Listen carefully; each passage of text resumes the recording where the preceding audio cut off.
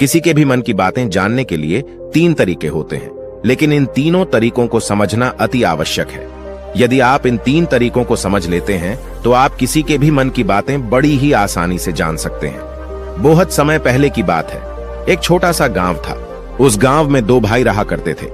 बड़ा भाई अंधा था और इसलिए वह हमेशा घर पर ही बैठा रहता था और छोटा भाई खेती किया करता था। लेकिन खेतों में अत्यधिक जानवर आने से पूरी फसलें नष्ट हो जाती थीं, जिनके कारण छोटा भाई बहुत ही ज्यादा परेशान हो चुका था। एक दिन उसे एक तरकीब सूझी। उसने सोचा, खेतों में से इन जानवरों को भगाने के लिए क्यों ना मैं अपने बड़े भाई की मदद ले लूं। वैसे भी बड़े भैया अंधे हैं, खेतों में बैठे रहेंगे और जानवरों की आहट आने पर वह उन्हें जोर से चिल्लाकर भगा भी सकते हैं, जिससे हमारी फसलें नष्ट होने से बच जाएंगी। यह सब सोच विचार करने के बाद उसने अपने खेत में एक झोपड़ी तैयार कर ली और अपने अंधे भाई को खेत में बैठा दिया और उनसे कहा, भैया, यदि कोई जानवर की आहट आपको सुनाई दे तो आप जोर जोर से चिल्लाना। यह सुनकर वह जानवर यहां से भाग जाएंगे और हमारी फसलें नष्ट होने से बच जाएंगी। बड़ा भाई खुशी खुशी अपने छोटे भाई की बात मान भी लेता है और वह उस दिन से खेत में ही रहना शुरू कर देता है। जब भी किसी जानवर की आहट उसे सुनाई देती तो वह जोर जोर से चिल्लाने लगता, जिससे वह जानवर वहां से भाग जाता था। ऐसा करते करते कई दिन बीत चुके थे। तभी एक दिन उसके खेत में एक हिरण भागता हुआ आया और वह खेत की बाड़ को तोड़कर वहां से भाग गया। लेकिन उसे हिरण का पीछा करते हुए एक राजा भी उस खेत में आ पहुंचा। तभी राजा की नजर उस अंधे भाई पर पड़ती है। राजा उस व्यक्ति से कहता है, देखो, मैं यहाँ पर एक जानवर का पीछा करते हुए आया हूँ। क्या तुमने उस जानवर को यहाँ पर देखा है? पर वह व्यक्ति कहता है, हे राजन, मैं तो अंधा हूँ, मैं भला किसी जानवर को कैसे देख सकता हूँ? लेकिन मैं आपको इतना जरूर बता सकता हूँ कि जो जानवर मेरे खेतों से भाग कर गया है वह आपके लायक नहीं है। आप उसके पीछे अपना समय बर्बाद न करें। राजा संदेह व्यक्त की बात सुनकर बड़ा ही अचरज में पड़ जाता है। वह सोचने लग जाता है कि यह तो अंधा है, फिर इसे कैसे पता चल गया कि जिस हिरण की तलाश कर रहा हूं वह मेरे लायक नहीं है। तभी राजा उस अंधे व्यक्ति से कहता है, कहीं तुम मुझसे झूठ तो नहीं बोल रहे हो कि तुम अंधे हो और तुम्हें कैसे पता कि जो जानवर यहां से भागा है वह मेरे लायक ही नहीं है? इस पर वह अंधा व्यक्ति कहता है कि यह राजन, जिसे आप एक हिरण समझ रहे हैं, असल में वह एक हिरण नहीं है बल्कि एक मादा हिरण है और वह गर्भवती भी है। और जहां तक मुझे ध्यात है, मैंने कभी किसी राजा को किसी गर्भवती हिरण का शिकार करते हुए नहीं सुना है। और इसी कारण से मैं आपसे यह कह रहा हूं कि यह हिरण आपके लायक नहीं है। आप उसके पीछे अपना समय व्यर्थ न करें। यह सुनकर राजा और भी अचरज में पड़ गया कि अंधा आदमी कैसे जान सकता है कि वह हिरण गर्भवती है। राजा कुछ देर सोच विचार करने के बाद अपने सेनापति से कहता है, सेनापति जी, मुझे वह जानवर जिंदा चाहिए, क्योंकि मुझे यह पता करना है कि क्या वह गर्भवती है या नहीं। क्योंकि यह अंधा आदमी बहुत विश्वास के साथ कह रहा है और मुझे इस बात की पुष्टि है। यदि वह हिरणी हुई और गर्भवती भी हुई तो वह हमारे शिकार के लायक नहीं है, क्योंकि हम तो एक हिरण का पीछा कर रहे थे। इसलिए जाओ और पता करो, क्या वह हिरणी है? सेनापति राजा से आज्ञा लेकर आगे की ओर चला गया और कुछ देर बाद जब वह वापस लौटा तो वह राजा से कहता है, हे राजन, इस अंधे आदमी ने आपसे जो भी बातें कही थी वह बिल्कुल सही थी। वह एक हिरणी ही है और वह गर्भवती भी है। यह सुनकर राजा आश्चर्यचकित हो गया। वह सोचने लगा कि एक अंधा आदमी जो कभी देख नहीं सकता, वह यह कैसे जान सकता है? आखिर इसे कैसे पता चल गया? ऐसे कई सारे प्रश्न राजा के मन में उमड़ने लगे। अब राजा ने ठान लिया था कि मुझे इस बात की तह तक पहुंचना है कि आखिर यह अंदाज में कैसे जानता है कि वह जानवर गर्भवती है। यह सोचकर राजा उस अंधे आदमी के पास जाता है और उस अंधे आदमी से कहता है, देखो, मैं यह तो नहीं जानता कि तुम सचमुच में अंधे हो या नहीं, लेकिन मैं तुमसे एक बात जानने आया हूं। क्या तुम मेरे प्रश्न का सही सही जवाब दोगे? इस पर वह अंधा व्यक्ति कहता है, हे राजन, आप जो कुछ भी पूछना चाहते हैं आप पूछ सकते हैं। मैं आपको बिल्कुल सच सच जवाब दूंगा। इस पर राजा कहता है, देखो, एक तो तुम कहते हो कि तुम अंधे हो और दूसरी तरफ तुमने यह बता दिया कि जिस जानवर का पीछा कर रहा हूं वह एक हिरणी है और वह गर्भवती भी है। तुम्हें कैसे पता चल गया? तुम्हारे खेत में तो और भी जानवर आते होंगे, और भी तो जानवर यहां से गुजरते होंगे, फिर तुमने यह कैसे अंदाजा लगाया? तभी वह अंधा व्यक्ति राजा से कहता है, हे राजन, आप जिसका पीछा कर रहे थे वह जब मेरे खेत में आई तो उसकी रफ्तार और उसके भागने की आहट से मुझे यह एहसास हो चुका था कि वह एक हिरणी है और मेरे खेत की जो बाड़ है, जो जानवरों को रोकने के लिए खेत के चारों तरफ बनी है, वह बहुत छोटी है। उसकी ऊंचाई ज्यादा नहीं है, लेकिन वह जानवर इस बात को तोड़कर भागे, और यदि वह इस बात को छलांग लगाकर पार करने का प्रयास करती तो इससे उसके बच्चे को खतरा हो जाता। और इसी बात से मैंने यह पता लगा लिया कि वह गर्भवती है। इस पर राजा के मन में एक और प्रश्न उठा। राजा ने कहा कि तुम्हें कैसे पता चल गया कि वह एक हिरणी ही है, और भी 2 जानवर यहां से आते जाते होंगे। इस पर वह अंधा व्यक्ति कहता है, राजन, मैं पूरा दिन सुबह शाम यहीं पर बैठा रहता हूं और मेरे सुनने की शक्ति बहुत तेज है। मैं भांप सकता हूं कि कौन सा जानवर मेरे खेत में आया है, और उसी के आधार पर मैं जोर जोर से चिल्लाता हूं ताकि वह मेरे खेत से भाग जाए और मेरे खेत की फसलें नष्ट होने से बच जाएं। राजा उस अंधे आदमी का यह जवाब सुनकर पूरी तरह से संतुष्ट हो चुका था। वह मन ही मन सोच रहा था कि आदमी भले ही अंधा है, लेकिन यह तो बड़ा ज्ञानी मालूम पड़ता है। इस आदमी से कुछ न कुछ तो काम निकलवाना ही चाहिए। यह विचार लिए राजा वहां से वापस अपने महल की ओर लौट जाता है। कुछ दिनों के बाद राजा अपने सेनापति को आदेश देता है कि जाओ और उस अंधे व्यक्ति को महल लेकर आओ। सेनापति अपने राजा की आज्ञा का पालन करता है। वह तुरंत ही उस अंधे आदमी के पास पहुंचता है और उस अंधे आदमी को राजमहल चलने के लिए कहता है। अंधा व्यक्ति बड़ा ही चालाक था। वह समझ चुका था कि राजा जरूर मुझे कुछ न कुछ काम सौंपने वाले हैं और वह काम मुझे मुसीबत में डाल सकता है, लेकिन फिर भी वह सेनापति की बात मान ली और सेनापति के साथ राजमहल पहुंच गया। राजमहल पहुंचते ही राजा उस अंधे व्यक्ति से कहता है, आप तो बड़े ज्ञानी हैं, आपको किसी भी बात का पता बड़ी आसानी से चल जाता है। आज मैंने आपको यहां इसलिए बुलाया है क्योंकि मैं आपसे यह जानना चाहता हूं कि मेरी पत्नी पतिव्रता है या नहीं। इस पर वह अंधा व्यक्ति कहता है, हे राजन, यह कैसा प्रश्न हुआ। इस पर राजा कहता है, मैंने बिल्कुल उचित प्रश्न किया है, मुझे इस प्रश्न का उत्तर दीजिए। इस पर वह अंधा व्यक्ति कहता है, हे राजन, ये सारी बातें जाने दीजिए। आपकी शादी को इतने साल बीत चुके हैं और अब आप यह बात क्यों जानना चाहते हैं? आपके मन में ऐसे प्रश्न क्यों उठ रहे हैं? इस पर राजा जिद करते हुए कहता है, आपको मुझे इस प्रश्न का उत्तर जरूर देना होगा। यदि आप मुझे इस प्रश्न का उत्तर नहीं देंगे तो मैं आपको मृत्यु दंड दे दूंगा। राजा के मुंह से यह बात सुनकर वह अंधा व्यक्ति कहता है राजन, यदि आप इस प्रश्न का उत्तर जानना चाहते हैं तो इसके लिए आपको मेरा एक काम करना होगा। राजा कहता है, बोलो मुझे क्या काम करना होगा? इस पर वह कहता है, इसके लिए आपको अपनी पत्नी को मेरे साथ कमरे में अकेले छोड़ना होगा। उस अंधे व्यक्ति की यह बात सुनकर राजा पहले तो क्रोधित हो जाता है, लेकिन फिर कुछ सोच विचार करने के बाद वह उस अंधे व्यक्ति की बात मान लेता है और अपने सेनापति को आदेश देता है, सेनापति जी, इस व्यक्ति को और मेरी पत्नी को एक कमरे में कुछ देर के लिए अकेला छोड़ दें। सेनापति बिल्कुल वैसा ही करता है। अब राजा की पत्नी और वह आदमी एक कमरे में बंद हो चुके थे।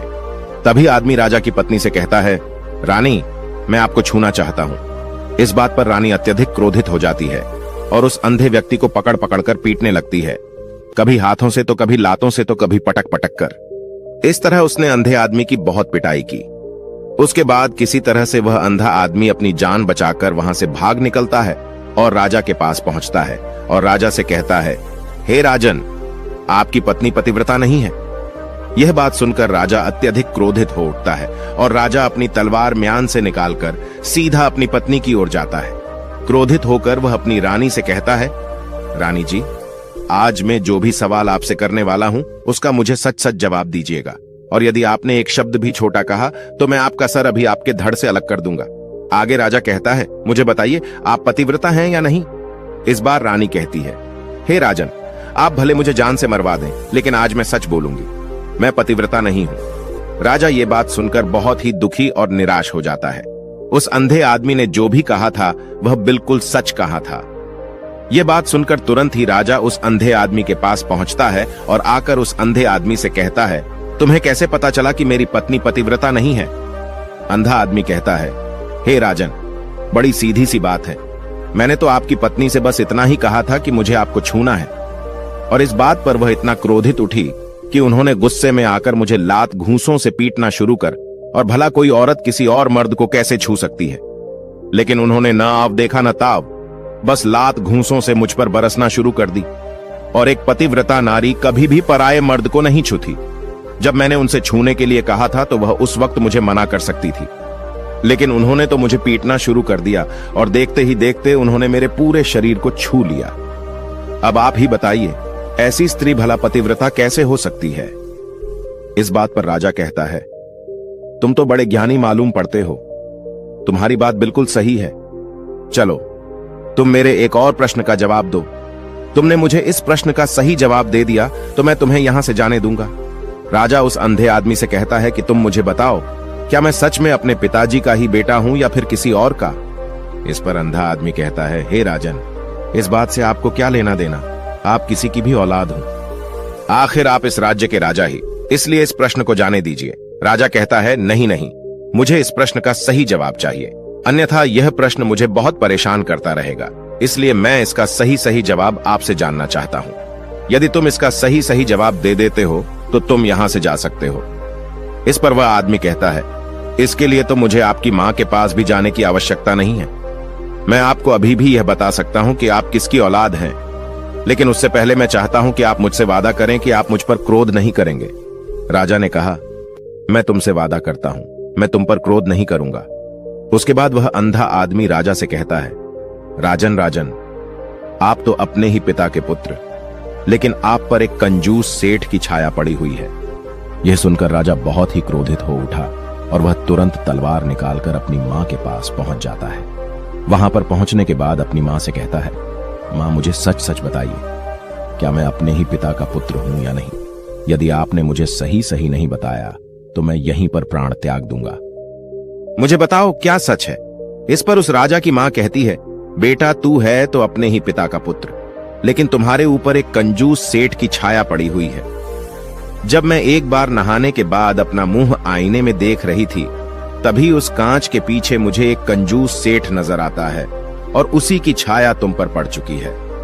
यह सुनते ही राजा और भी ज्यादा अचरज में पड़ जाता है और वह तुरंत दौड़ा दौड़ा वापस उस अंधे आदमी के पास पहुंचता है और उस अंधे आदमी से कहता है, तुम्हें कैसे पता चला कि मुझ पर एक कंजूस सेठ की छाया पड़ी हुई है? इस पर अंधा आदमी कहता है, राजन, आपने मुझसे कई सारे सवाल पूछे जिनका जवाब भी मैंने आपको सही से दिया। यदि कोई और राजा होता तो मुझे उसके बदले ढेर सारे इनाम दिया होता, लेकिन अब तक आपने मुझे एक फूटी कौड़ी भी नहीं दी। इस बात से मैंने अंदाजा लगा लिया था कि आप बहुत कंजूस हैं। यह बात सुनकर राजा जोर जोर से हंसने लगा और कहता है कि आप जो भी मांगे तो मैं आपको अवश्य दूंगा, लेकिन मुझे यह बात बताओ कि तुम्हें कैसे पता चल जाता है कि कौन सी बात सही है और कौन सी बात गलत? तुम किसी की बात का इतना सटीक और सही जवाब कैसे दे पाते हो? इस पर वह अंदाज में कहता है कि हे राजन, मैं तो वैसे ही अंधा हूं। मेरी आंखें होती तो मैं किसी की भी मन की बातें बड़ी सरलता से जान लेता। मन की भी एक भाषा होती है और यह भाषा मनुष्य के शरीर के व्यवहार के रूप में देखी जा सकती है। उसकी आंखों से, उसके होठों से, उसकी दान करने के तरीकों से, उसकी क्रियाओं से यह पता किया जा सकता है कि उसके मन में क्या चल रहा है। उसके आधार पर हम किसी के भी मन की बातें जान सकते हैं, लेकिन मैं तो जन्म से ही अंधाज हूं, मैं देख नहीं सकता, इसीलिए मैं क्रियाओं से देखता हूं। यदि मुझे कोई बात जाननी होती है तो अगले आदमी को मुझे कुछ काम देना पड़ता है, जिस पर वह व्यक्ति किस तरीके से उस काम को करता है, उसके आधार पर ही मैं यह पता लगा पाता हूं कि आखिर उसके मन में क्या चल रहा है। तभी वह राजा कहता है, तो इसका अर्थ यह हुआ कि मैं भी किसी के भी मन की बातें जान सकता हूं। इस पर वह अंधा आदमी कहता है कि हे राजन, अवश्य, किंतु उससे पहले आपको अपने ऊपर काम करना होगा और वह अपने मन को शांत करना, अपने मन को वर्तमान में लाना, जिसके लिए मैं आज आपको 3 तरीके बताने वाला हूं। और ये तीनों ही तरीके बड़े ही आसान हैं और सरल हैं, किंतु हे राजन, उससे पहले आपको एक काम करना होगा, अपने मन को एकाग्र करना होगा। जब हम अपने मन को एकाग्र करते हैं, अपने मन को वर्तमान में लाते हैं, तो हम दूसरे के मन की बातें जान सकते हैं, क्योंकि वह आदमी अभी भी अपने मन में वर्तमान में ही सोच रहा है और हमारे मन को वर्तमान में ही लाना होगा, तभी हम उसके मन की बातें जान सकते हैं। यदि हम अतीत में हुई घटनाओं के बारे में सोच रहे होंगे तो जो अगला आदमी में सोच रहा है, वर्तमान में अपनी मन में बात कर रहा है, वह हम कैसे जान पाएंगे? क्योंकि हम तो अतीत की घटनाओं में डूबे हुए हैं। इसलिए किसी के भी मन की बातें जानने के लिए सबसे पहले हमें अपने मन को एकाग्र करना होगा, उसे वर्तमान में लाना होगा। फिर वह अंधा व्यक्ति राजा से कहता है, हे राजन, जो 3 तरीके मैं आपको बताने वाला हूं, इन 3 तरीकों से आप बड़ी आसानी से किसी के भी मन की बातें जान सकते हैं। यह राजा जो सबसे पहला तरीका है वह आंखों पर ध्यान देना। किसी व्यक्ति से बात करते हुए उसकी आंखों में देखना, उसकी आंखों पर ध्यान देना ज्यादा जरूरी है, क्योंकि आंखें बोलती नहीं और बहुत कुछ कह जाती हैं। यदि हम किसी व्यक्ति की आंखों को, इशारों को समझना सीख जाएं, तो हम यह जान पाएंगे कि व्यक्ति के दिमाग में क्या चल रहा है, वह क्या सोच रहा है और अभी वह क्या करने वाला है। मेरे पास आंखें नहीं हैं, लेकिन मैंने अपने गुरु से यह विद्या सीखी है, क्योंकि बहुत साल पहले मेरे पास आंखें थीं और मैं उस वक्त लोगों के मन की बातें केवल आंखों में ही देखकर जान लेता था। इसलिए यदि आप भी दूसरों की बातें जानना चाहते हैं, तो आपको भी उनकी आंखों पर गौर करना होगा, जैसे कि वह कब और कहां किधर देख रहे हैं। वह आंखों को इधर उधर घुमा रहे हैं या फिर उसकी आंखें खुश नजर आ रही हैं, और फिर आंखों में कहीं निराशा तो नहीं है, जैसा कि एक चोर होता है। उसकी आंखों में जब हम देखते हैं तो हमें यह पता चलता है कि अगला आदमी ने कोई गलती की है। ठीक उसी प्रकार जब हम किसी चालाक व्यक्ति की आंखों में देखते हैं तो आपको पता चलेगा कि उसकी आंखों में चालाकी होती है। यह एक बहुत ही सीधा और आसान तरीका होता है।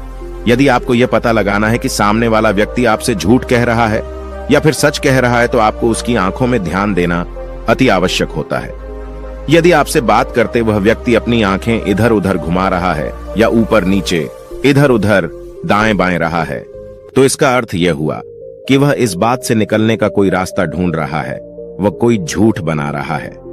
यदि सामने वाला व्यक्ति आपसे झूठ कहने का प्रयास कर रहा है, तो वह आपसे नजर नहीं मिला पाएगा। ठीक उसी प्रकार दूसरे तरीके में हम चेहरे को पढ़ना सीखते हैं, क्योंकि चेहरे के हाव भाव होते हैं, जिससे हम मन की बातें बड़ी आसानी से समझ सकते हैं, और इन्हें भी समझना बहुत जरूरी है। कभी कभी कोई व्यक्ति अपने चेहरे से, अपने हाव भाव से बहुत कुछ अलग अलग व्यवहार करता है।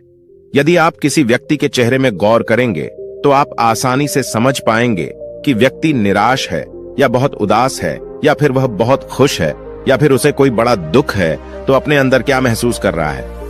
ये सारी बातें हम उसके चेहरे के हाव भाव से पता कर सकती हैं। फिर चाहे इंसान जुबान से कुछ बोले या फिर न बोले, लेकिन आप उसके चेहरे से सब कुछ पता कर सकते हैं। आगे अंधा व्यक्ति राजा से तीसरा तरीका बताते हुए कहता है कि हाथों के शरीर का व्यवहार, मन की बात समझने के लिए हमें हाथ के इशारे और शरीर के व्यवहार को समझना बहुत ही आवश्यक है। कोई व्यक्ति जब भी बात करता है, जो आपने देखा होगा कि वो अपने हाथों को हिलाता है, अपने हाथों से इशारा करता रहता है। वह बातों के साथ साथ अपने शरीर का जो व्यवहार है उसका भी पूरा उपयोग करता है, जिससे हमें यह पता चल पाता है कि वह व्यक्ति हमारी बातों पर कितना ध्यान दे रहा है और उसके मन में क्या चल रहा है। शरीर के व्यवहार को देखने के लिए उसके हाथ हिलाने के चेहरे पर बार बार हाथ लगाने और हाथों को एक दूसरे पर मसलना, ऐसी बहुत सी क्रियाएं करता है। उस पर हमें ध्यान देना अति आवश्यक है। मन की बात को समझने के लिए हमें शरीर के विज्ञान को भी समझना पड़ता है। यदि हम इन 3 तरीकों को अच्छी तरह से समझ लेते हैं, तो हम बहुत जल्दी किसी भी व्यक्ति के मन की बातें बड़ी सरलता और सहजता से जान सकते हैं। इसलिए यदि आपको किसी के मन की बातें जाननी है, तो आपको उसकी आंखों पर, उसके चेहरे पर, उसके शरीर के हाव भाव को और उसके हाथों को ध्यान पूर्वक देखना होगा और समझना भी होगा, जिससे आप यह समझ पाएंगे कि आखिरकार उसके मन में क्या चल रहा है और वह क्या सोच रहा है। लेकिन उससे पहले आपको अपने मन को एकाग्र करना होगा, शांत करना होगा और अपने मन को वर्तमान में लाना होगा। तभी आप उस व्यक्ति की इन सभी क्रियाओं पर ध्यान दे पाएंगे और उन्हें समझ पाएंगे। आप यदि अतीत की घटनाओं में व्यस्त हैं, भविष्य की योजनाओं में व्यस्त हैं, तो आप उस व्यक्ति के हाव भाव पर कभी ध्यान ही नहीं दे पाएंगे, और न ही आप कभी भी समझ पाएंगे कि आखिरकार उस व्यक्ति के मन में क्या चल रहा है, वह क्या सोच रहा है। या काम कोई भी कर सकता है, या एक प्रकार की विद्या है जो मुझे मेरे गुरु ने सिखाई है। राजन, अगर आपको यह जानना है तो मेरे साथ आपको कुछ दिन रहकर इसका अभ्यास करना होगा। राजा तुरंत राजी हो जाता है और वह उस अंधे व्यक्ति को अपने राज्य का राजगुरु नियुक्त कर देता है और खुद अंधे व्यक्ति का शिष्य बन जाता है। तो दोस्तों, ये कहानी आपको कैसी लगी? उम्मीद है इस वीडियो से आपको बहुत कुछ पता चला होगा। और अगर आप नए हैं तो हमसे जुड़ने के लिए इस चैनल को सब्सक्राइब करना मत भूलिएगा। मिलते हैं अगली वीडियो में कुछ नए विचारों के साथ। तब तक के लिए आपका बहुत बहुत धन्यवाद।